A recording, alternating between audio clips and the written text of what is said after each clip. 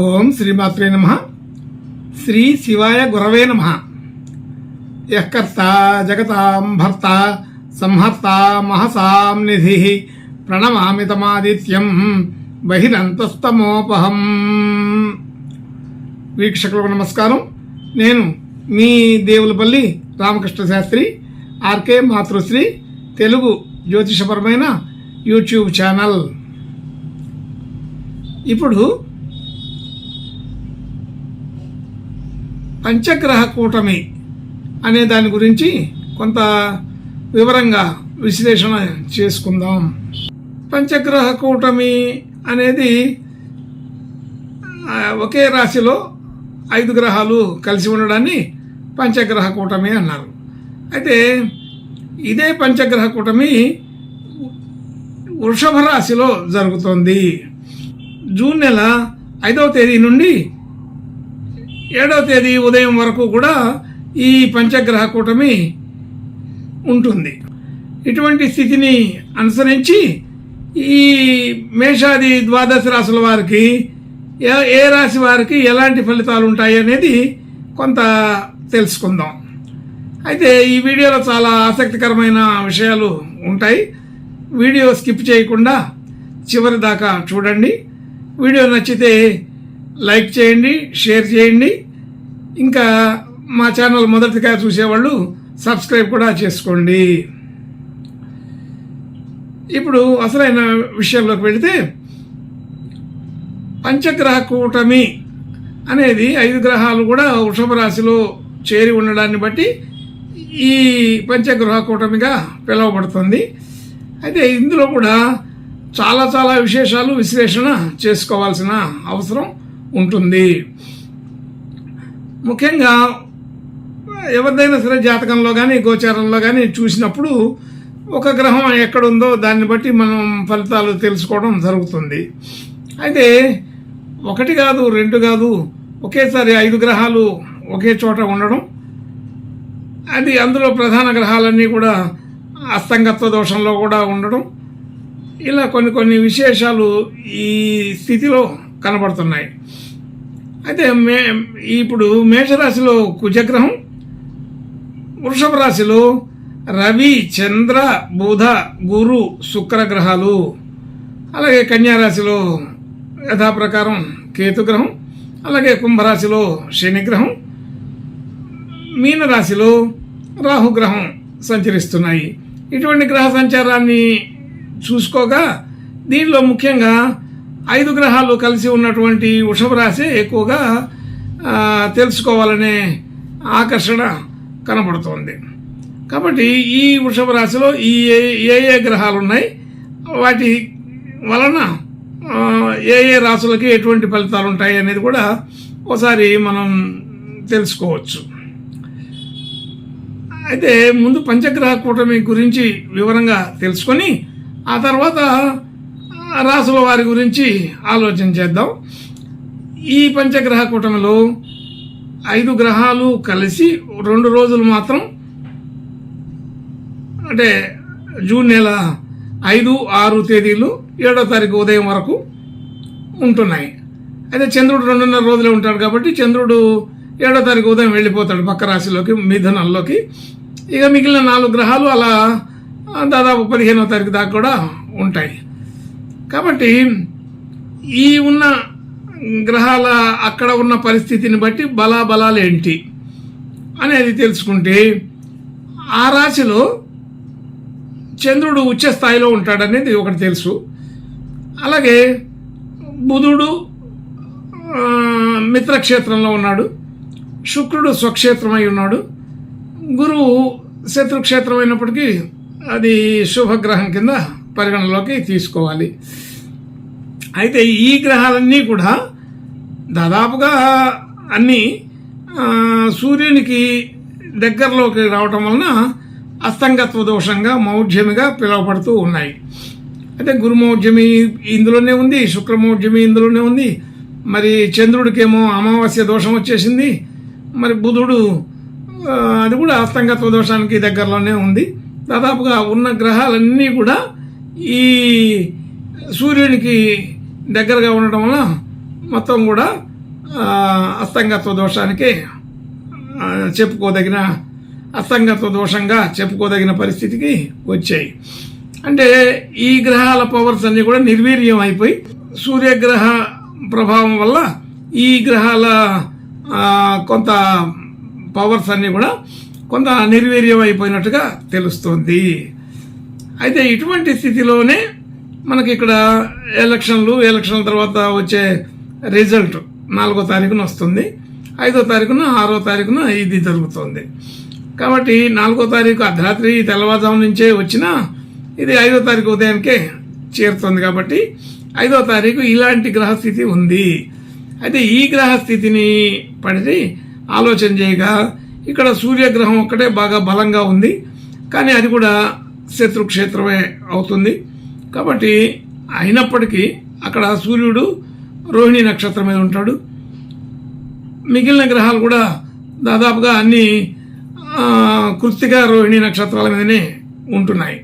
కాబట్టి అక్కడ ఈ గ్రహాల ప్రభావం కూడా సూర్యుడికి అనుకూలపడింది. సూర్య నక్షత్రం మీదనే ఉన్నాయి లేదా చంద్ర నక్షత్రం మీద ఉన్నాయి. కాబట్టి ఈ పరిస్థితిని బట్టి సూర్యగ్రహానికి కొంత బలం బాగా పెరిగి ఉంటుంది. అది ఒక విధానం తెలుసుకొని పక్కన పెడితే, ఇంకా పోతే అన్నిటికంటే ముందుగా ఈ రాశిలోకి గురువు మే 1వ తారీఖున గురువు వృషభ రాశిలోకి వచ్చి ఉన్నాడు. ఆ తర్వాతనే ఒక్కొక్క గ్రహం ఈ రాశిలోకి ప్రవేశించింది. అయితే ముందుగా గురువు గారు ప్రవేశించి ఉన్నారు కాబట్టి అయితే గురువు గారి ప్రభావమే ఎక్కువగా ఉంటుంది. ఆ యొక్క గురువు గారి ప్రభావాన్ని అనుసరించి తర్వాత వచ్చిన శుక్రుడు కానీ, తర్వాత వచ్చిన బుధుడు, రవి, చంద్ర గ్రహాలన్నీ కూడా ఈ గురువు గారిని అనుసరించి ఫలితాలు ఇవ్వవలసి ఉంటుంది. ముందుగా వచ్చి ఉన్నాడు కాబట్టి ఆ యొక్క రాశి యొక్క తత్వం అంతా కూడా గురుగ్రహ ప్రభావానికి లోనై ఉన్నదని అర్థం.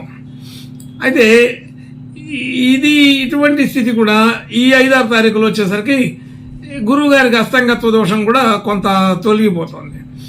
కాబట్టి గురువు గారు ఒక్కడు కొంత బయటపడుతున్నట్టుగా తెలుస్తుంది. కాబట్టి ఇక్కడ విశేషాలన్నీ కూడా ఆలోచన చేస్తే ఇన్ని గ్రహాల కలయిక వలన మంచి జరుగుతుందా లేదా చెడు జరుగుతుందా? అదే మన భౌగోళిక విషయాల్లో చూసుకున్నా, జాతకం విషయంలో చూసుకున్నా ఎక్కడైనా ప్రమాదాలు జరిగే అవకాశం ఉందా? ఇలాంటివన్నీ కూడా ఒకసారి చర్చించుకుందాం. అయితే ముఖ్యంగా కూడా కుజుడు స్వక్షేత్రంలోకి వచ్చి ఉన్నాడు. అయితే కుజుడు స్వక్షేత్రంలోకి రావడం అంటేనే అక్కడ ఒక రకమైన అగ్నితత్వ రాశి, అగ్నితత్వపు గ్రహం, కొంచెం మంచి దూకుడుగాను మంచి ఆవేశంగాను ఉంటుంది. అట్లాంటి కుజగ్రహం అలాగే శని కుంభంలో ఉండి కుజగ్రహంపై దృష్టి ఉంది. అంటే కుజుడు ఇంకా ఉక్రోష భరితమైపోయి కొంత ఆవేశపూర్వకంగానే ఉంటాడు. ఇట్లాంటి పరిస్థితిని బట్టి ఆలోచన చేయగా ఈ కుజుడు శని దృష్టి కుజుడి మీద పడడం, మిగిలిన గ్రహాలన్నీ కూడా 5 గ్రహాలు ఒకే చోట ఉండడం అనేది ఒకటి తెలుస్తుంది. దీన్ని ఒక ప్రమాద సూచికగా కూడా చెప్పవచ్చు. కుజ శనులకి కనెక్షన్ అంటే ఏదైనా రకమైన సంబంధం ఒక దృష్టి వల్ల కానీ, నక్షత్రం వల్ల కానీ, రాశి వల్ల కానీ కలిగి ఉన్నప్పుడు ప్రమాదాలు జరగడం అనేది అప్పుడప్పుడు చూస్తున్నాం. కాబట్టి ఈ కుజ శనుల కాంబినేషన్ అనేది ఇద్దరు కూడా స్వక్షేత్రాల్లో ఉండి శని కుజుడిని చూస్తున్నాడు. అటువంటి స్థితి ఉన్నది. కాబట్టి ఇక్కడ ఏదో చిన్న ప్రమాదాలు జరుగుతున్నాయేమో అనే ఒక ఇబ్బంది, భయం కలుగుతుంది. కానీ ఎట్లాంటి ప్రమాదాలు జరుగుతాయి, ఏం జరుగుతాయి అనేది తెలుసుకోవడానికి ఇంకొంచెం గట్టిగా పరిశీలన చేసినట్లయితే ఇక్కడ ఉన్న మొత్తం రాహుకేతువులను వదిలిపెట్టి మిగిలిన మొత్తం 7 గ్రహాలు. అయితే ఈ 7 గ్రహాలు కూడా వృశ్చిక రాశి మీద దృష్టి పెట్టి ఉన్నాయి. ఉన్న 7 గ్రహాలు కూడా రవి, చంద్ర, బుధ, శుక్ర, గురు గ్రహాలు 5 గ్రహాలు సప్తమ దృష్టితోటి వృశ్చిక రాశిని చూడగా, కుజుడు అష్టమ దృష్టితోటి కూడా తన రాశినే వృశ్చిక రాశిని మరలా చూస్తున్నాడు.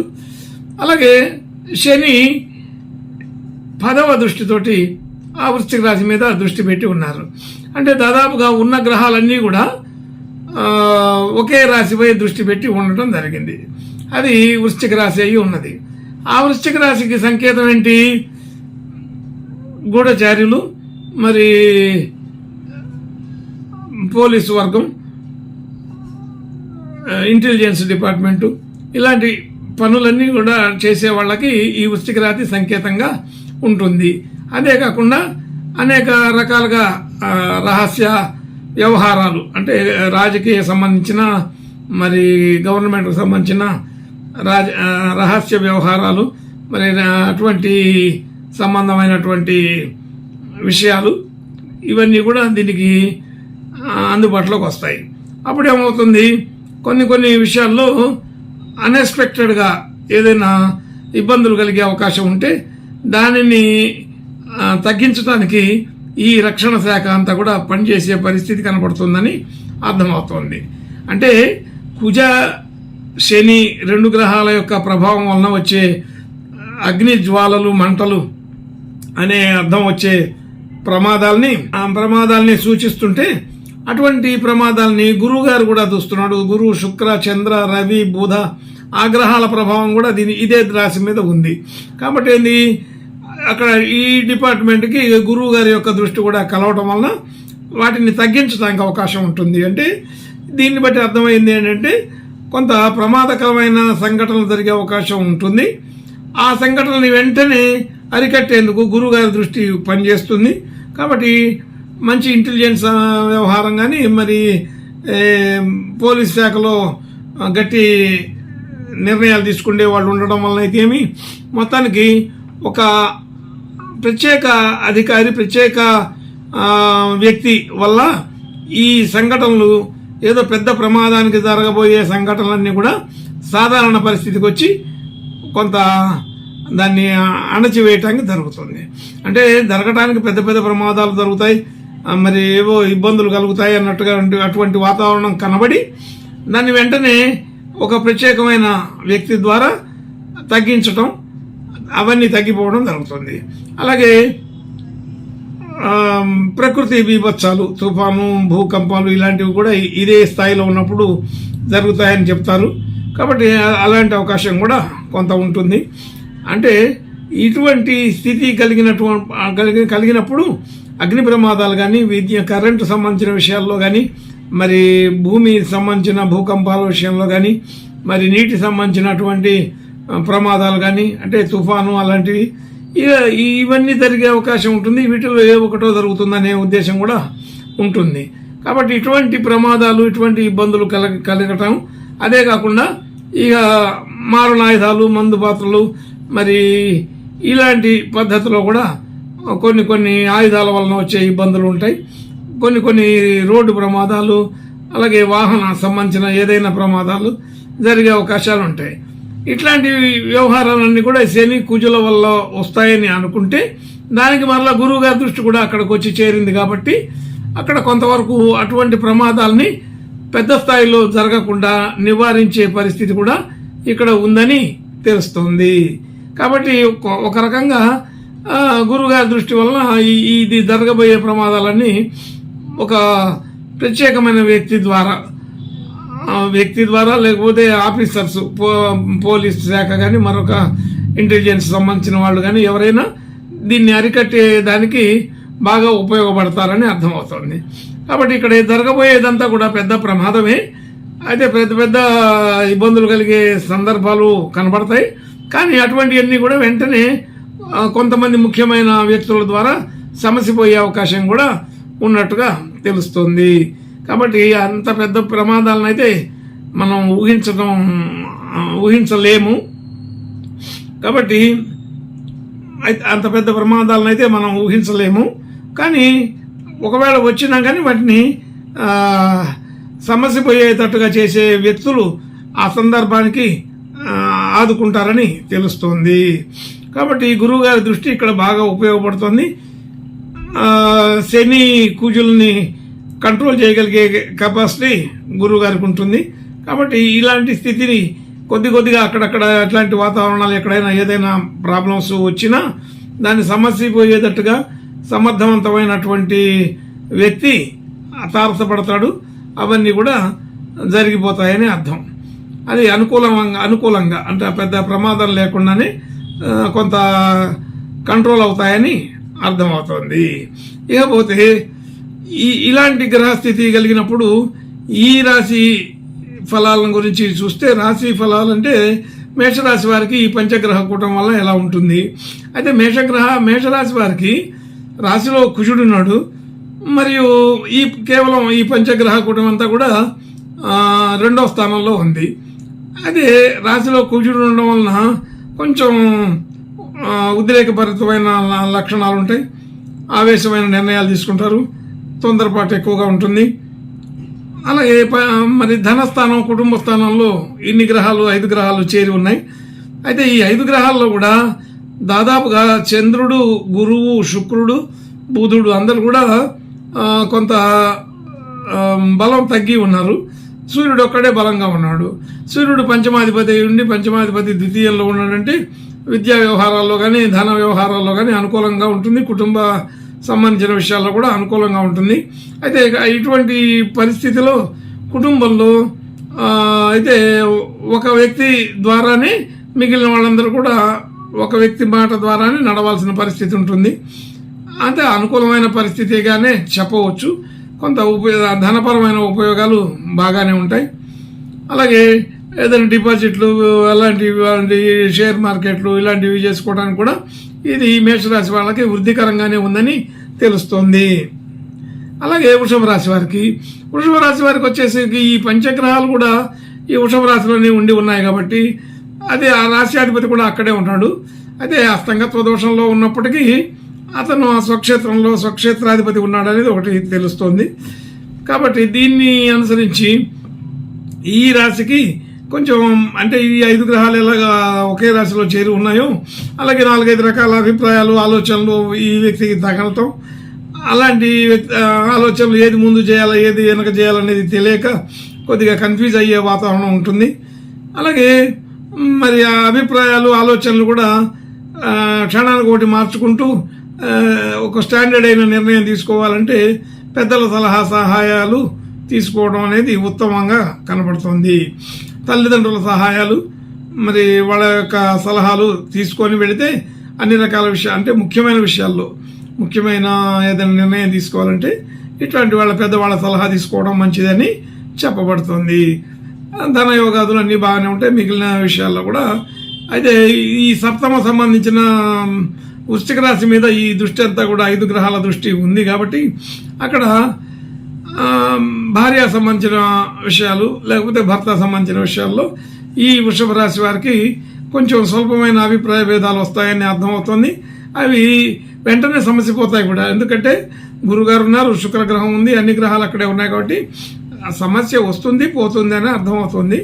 అలాగే స్త్రీ మూలకంగా ధన నష్టం అనేది కూడా ఒకటి కనబడుతుంది. అంటే ఎక్కడో చోట మనం పెట్టిన అప్పు ఇవ్వటం కానీ తీసుకోవడం కానీ చేసే చోట కానీ ఇలాంటి చోట పెట్టుబడి పెట్టిన చోట కానీ కొంత నష్టపోవాల్సి వస్తుందేమో అనిపిస్తుంది. కాబట్టి జాగ్రత్తగా ఉంటే ఇట్లాంటి ఇబ్బందులు ఏమి ఉండవు. అయితే ఎవరికి ఏది ఇచ్చినా కానీ మనకు తెలిసిన వాళ్ళు పరిచయస్తులు అనే మాట కంటే కూడా పెన్ను పేపర్ తీసుకొని రాపించుకొని చేసుకోవాల్సిన పరిస్థితి అయితే ఉంటుంది. అయితే ధన నష్టం అనేది ఎవరి ద్వారానో ఒక స్త్రీ ద్వారా జరుగుతుందని అనిపిస్తుంది.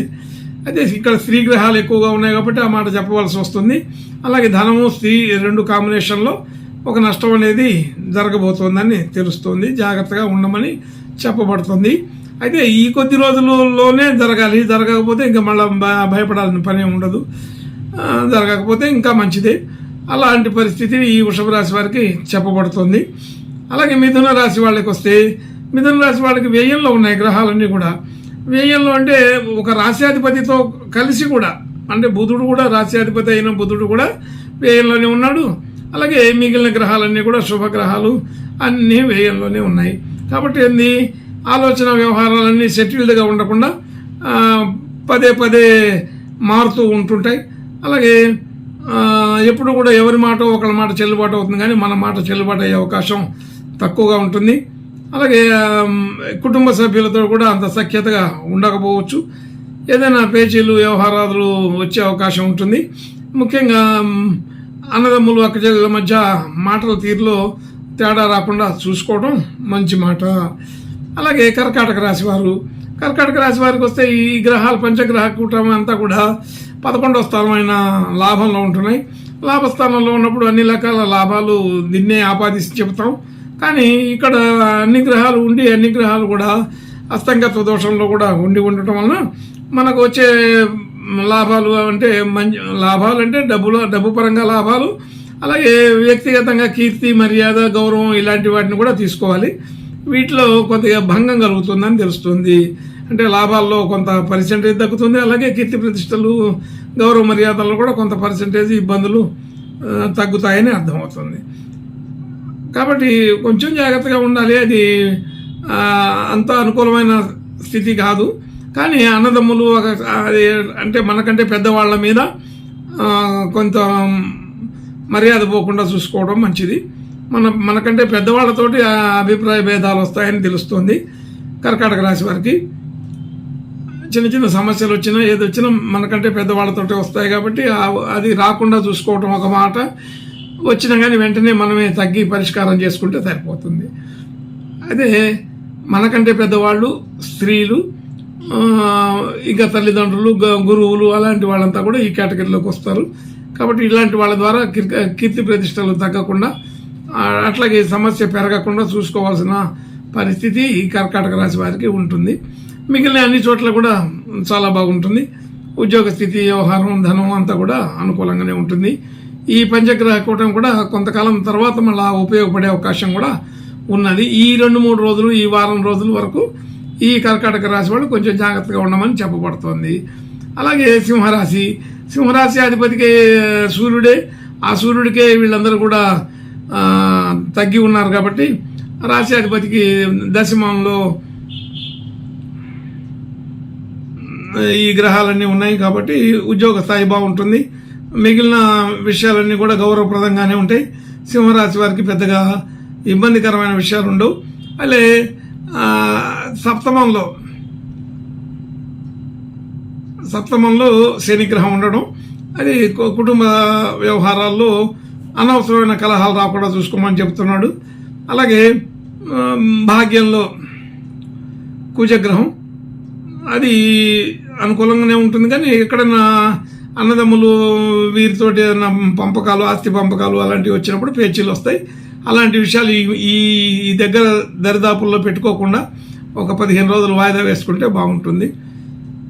అలాగే కన్యారాశి వారికి వచ్చేసరికి ఈ భాగ్యంలో ఉన్నాయి. 9వ స్థానంలో ఈ గ్రహాలన్నీ కూడా ఉన్నాయి. పంచగ్రహ కూటమి భాగ్యస్థితి, భాగ్యాధిపతి అందరూ కూడా అక్కడే ఉన్నారు. లగ్నాధిపతి, రాశ్యాధిపతి కూడా అక్కడే ఉన్నాడు. కాబట్టి అన్ని మిశ్రమ ఫలితాలుగానే ఉంటుంది. అలాగే గురుగారి దృష్టి కూడా కన్యారాశి పైన ఉంటుంది.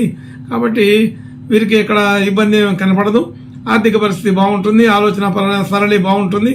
అనేక రకాల విషయాల్లో వీరికి అనుకూల స్థితి కనబడుతుంది. అలాగే తులారాశికి రాశ్యాధిపతితో పాటు పంచగ్రహాలు కూడా 8వ స్థానంలో ఉన్నాయి. అయితే రాశ్యాధిపతి కూడా అందులో ఉండడం అనేది ఒక విశేషం. అయితే వీళ్ళందరూ కూడా ఈ తులారాశికి ధనస్థానాన్ని చూస్తున్నారు కాబట్టి ధన వ్యవహారాదుల్లో కొన్ని ఇబ్బందులు, సమస్యలు వస్తే అవకాశం ఉంది. అలాగే కొంచెం జాగ్రత్తగా ఉండి వాటిని డీల్ చేసుకుంటే బాగానే ఉంటుంది. ధనపరమైనటువంటి విషయాల్లో అప్పులు ఇవ్వడం, తీసుకోవడం ఈ కొద్ది రోజులు చేయకుండా ఉండాలి. అలాగే ముఖ్యమైన కుటుంబ సభ్యులతోటి మాట పట్టింపులు రాకుండా చూసుకోవడం ముఖ్యం. అలాగే వృశ్చిక రాశి, ఇది ఇంకా అన్నిటికంటే కూడా ప్రత్యేకమైన శ్రద్ధ తీసుకోవాల్సిన రాశి. ముఖ్యంగా ఈ వృశ్చిక రాశి మీద వృషభ రాశి నుండి 5 గ్రహాల దృష్టి ఈ వృశ్చిక రాశి పైనే ఉంది. అవి కాకుండా కుజుడు 8వ దృష్టి, శని 10వ దృష్టితోటి కూడా ఈ రాశినే చూస్తున్నారు. కాబట్టి ఈ రాశిలో కొద్దిగా అన్ని కూడా విపరీత లక్షణాలు జరగకుండా చూసుకోవాలి. అంటే తొందరపాటు నిర్ణయాలు, లెక్క చేయని పరిస్థితులు, ఎదుటి వాళ్ళని లెక్క చేయకుండా మాట్లాడటం, ఆవేశపూరితంగా ఉండడం, లేకపోతే అనాలోచితంగా మాట అనేసేయటం, ఇలాంటి పనులు జరుగుతాయి. అలాగే ఆర్థికపరమైన ఒత్తిడి కూడా ఉంటుంది. అలాగే తొందరపాటు ఎక్కువ ఉండి కొంచెం అతి వల్ల ప్రమాదాలు జరిగే అవకాశం కూడా ఉంటుంది. కాబట్టి ఈ వృశ్చిక రాశి వాళ్ళు వాహన ప్రమాదాలు జరుగుతాయేమో అనే జాగ్రత్త తీసుకోండి. వాహనాలు నడిపేటప్పుడు చాలా జాగ్రత్తగా ఉండాలా, వేగం తక్కువలో ఉండాలా. అలాగా వీలైతే వాహనం నడపకుండాను, ప్రయాణాలు చేయకుండాను ఉండటం అనేది ఇంకా మంచిది. కాబట్టి ఈ కొద్ది రోజులు, ఈ వారం రోజులు ఈ వృశ్చిక రాశి వాళ్ళు ఎక్కువ జాగ్రత్తలు అందరికంటే తీసుకోవాలని అర్థం. అలాగే మిగిలిన వ్యవహారాలు కూడా మరి మంచి జరిగినా చెడు జరిగినా ఈ పంచగ్రహ కూటమి ఆధారంగానే కాబట్టి మరి ఒకవేళ వికాసం కలిగినట్టయితే ఈ పంచగ్రహాలు కూడా సప్తమంలో ఉంటాయి. కాబట్టి ఆ సప్తమానికి అంటే మనకి పరిచయస్తులు పెరగడం, ఆర్థిక విధానం పెరగడం, పలుకుబడి పెరగడం జరుగుతుంది. భార్యాభర్తల మధ్య చిన్న చిన్న సమస్యలు వస్తే అది మాటలతోటి చిన్న సర్దుబాట్లతోటి పోనిచ్చే పరిస్థితిని చూసుకోండి. అంతకంటే ప్రత్యేకంగా చెప్పవలసింది లేదు. అందరూ కూడా అన్ని అక్కడ పంచగ్రహాలనే పేరే కానీ అందరూ కూడా ఒక రవి తప్ప అందరూ కూడా సాధు గ్రహాలే, అంటే సాత్వికమైన గ్రహాలే ఉన్నాయి. రవి ఒక్కటే కొద్దిగా కోపావేశాలను చూపిస్తుంటుంది. కాబట్టి ఈ వృశ్చిక రాశి పైన రవి దృష్టి, అంటే పాపగ్రహాలంటే రవి, కుజ, శని, ఆ 3 గ్రహాల దృష్టి కూడా ఈ వృశ్చిక రాశిపై ఉంది. అప్పుడేమవుతుంది, కొంత ఆవేశాలు పెరగొచ్చు.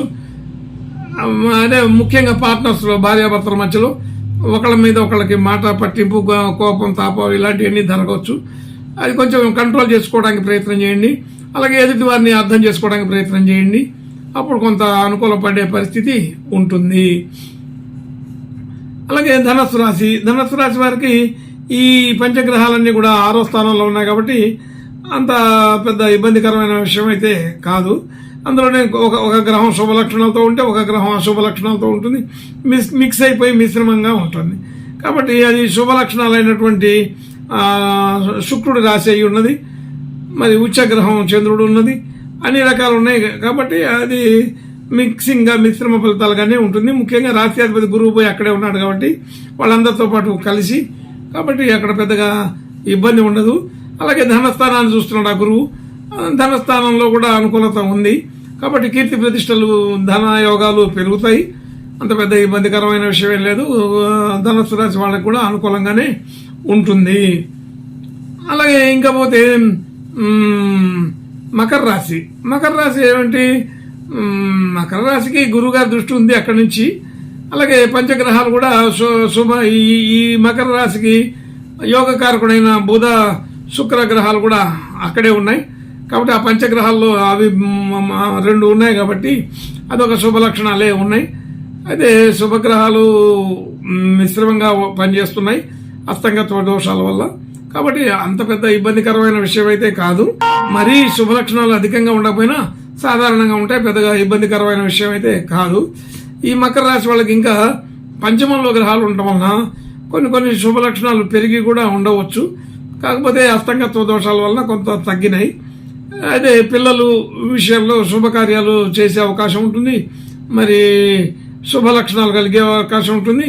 అలాగే చిన్న వాహన ప్రమాదాలు కూడా కనిపిస్తున్నాయి. కాబట్టి అటు కూడా జాగ్రత్తగా ఉండండి. ముఖ్యంగా బయటకు వెళ్లే వాళ్ళు, వాహనాలు నడిపేవాళ్ళు మాత్రం జాగ్రత్తగా ఉండవలసిన పరిస్థితి చెప్పబడుతోంది. ఇకపోతే కుంభరాశిలోనే శని ఉన్నాడు. ఆ శని మరలా కుజుడిని చూస్తున్నాడు. అయితే మిగిలిన గ్రహాలు, పంచగ్రహాలన్నీ కూడా 4వ స్థానంలో ఉన్నాయి. 4వ స్థానం అనేది వృద్ధికరమైన క్షేత్రమే. అటువంటి స్థానంలో అంటే మిత్ర రాశి అయినటువంటి వృషభంలో అయితే బుధుడు, శుక్రుడితో పాటు గురువు కూడా కలిసి ఉన్నాడు, సముడైతున్నాడు. మళ్ళీ చంద్ర, రవులు కూడా కలిసి ఉన్నారు. చంద్రుడు క్షీణచంద్రుడు కాబట్టి అంత పెద్ద ఇబ్బంది ఏం లేదు షష్టాధిపతితోటి.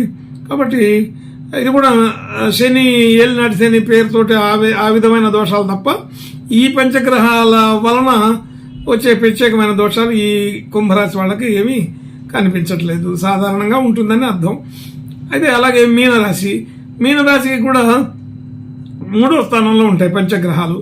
3వ స్థానంలో ఉండి అన్నదమ్ములు, అక్క చెల్లెళ్ళు వ్యవహారాలు చూసుకోవచ్చు. అలాగే ప్రయాణాల వల్ల ఇబ్బందులు అందరికీ చెబుతూనే ఉన్నాం. ప్రయాణాలు కొంచెం జాగ్రత్తగా ఉండాలి. ప్రయాణాల్లో ఏదో ఒక రకమైన ఆపదలు ఇబ్బందులు కలుగుతాయి కాబట్టి ప్రయాణాలు వాయిదా వేసుకోవటం కానీ లేకపోతే ప్రయాణాలు చేసేటప్పుడు జాగ్రత్తగా ఉండమని చెప్పబడుతుంది. సొంతంగా నడిపేవాళ్ళు మాత్రం ఇంకా జాగ్రత్తగా ఉండాలి అని చెప్పబడుతుంది. ఎటువంటి ప్రయాణమైనా దాంట్లో కొద్దిగా ఇబ్బందులు, ప్రయాణాలకు సంబంధించిన ఇబ్బందులు ఏవో ఒకటి ఉంటాయని అనిపిస్తుంది. అది తప్పితే మామూలుగా ఏలినాటి శని దోషాలు అవి ఉంటాయి. ఈ పంచగ్రహ కూటమి వలన పర్టికులర్గా వచ్చే ప్రత్యేకమైన ఇబ్బందులు అయితే ఏమి ఉండవు. తొందరపాటు నిర్ణయాలు ఉంటాయి, అవన్నీ కూడా జాగ్రత్తగా తీసుకోవాలి. అయితే పనులు కలిసి రాకపోవడం అనేది కామన్గా వేరే టాపిక్లో నడుస్తుంటుంది. కేవలం ఈ పంచగ్రహ కూటమి వలన వచ్చే ఇబ్బంది అయితే ఏమీ ఉండదు. అన్నదమ్ములతోటి మాట్లాడేటప్పుడు అక్క చెల్లెళ్ళు అన్నదమ్ములతోటి కొంత జాగ్రత్తగా ఉండాలా, వాళ్ళతోటి భేదాభిప్రాయాలు రాకుండా చూసుకోండి అని చెప్పబడుతోంది. ఈ విధంగా పంచగ్రహ కూటమి వలన 12 రాసుల వాళ్ళకి కూడా వివిధ పద్ధతులు చెప్పబడింది. అందరూ కూడా దత్తాత్రేయ ప్రార్థన, ఈశ్వరునికి అభిషేకాలు చేసుకుంటే సరిపోతుంది. ఎవరైనా సరే శ్రీ దత్త శరణమ్మ దత్తాత్రేయ స్వామిని స్మరించుకోవడం, దానివలన ఈ పంచగ్రహ కూటమి ఇలాంటి వలన వచ్చే ఇబ్బందులు అన్నీ కూడా తొలగిపోతాయని తెలుస్తోంది. కాకపోతే ఇంకా పంచగ్రహ కూటమి గురించి ప్రత్యేకంగా చెప్పుకోవడానికి అన్ని రకాల ఈ పంచగ్రహ కూటమి గురించి అన్ని రాసుల వారికి జరిగే మంచి చెడులు చర్చించుకోవడం జరిగింది. అయితే ఈ పంచగ్రహ కూటమి వల్ల వచ్చే ఈ పంచగ్రహ కూటమి గురించి వివరించటం జరిగింది. అయితే ఇక్కడ పంచగ్రహ కూటమిలో అంటే 5 గ్రహాల్లో కూడా ఒక రవి తప్ప మిగిలిన అంటే శుక్ర, గురు, బుధ, చంద్ర గ్రహాన్ని కూడా సాత్వికమైన గ్రహాలే, అందుకని స్మూత్గానే ఉంటాయి. ఒక రవి అనే దానికి ఉగ్రగ్రహం, అలాగే అదొక్కటి మాత్రం అంటే ఆ రవిలోనే వీళ్ళందరూ కూడా ఉన్నారు కాబట్టి వాళ్ళందరూ ఇచ్చే లక్షణాలన్నీ కూడా రవి మాత్రమే ఇవ్వగలుగుతాడు. కాబట్టి సూర్య నమస్కారాలు చేసుకోవడం కూడా మంచి మాట. శుభం భూయాత్. ఓం శ్రీమాత్రే నమః.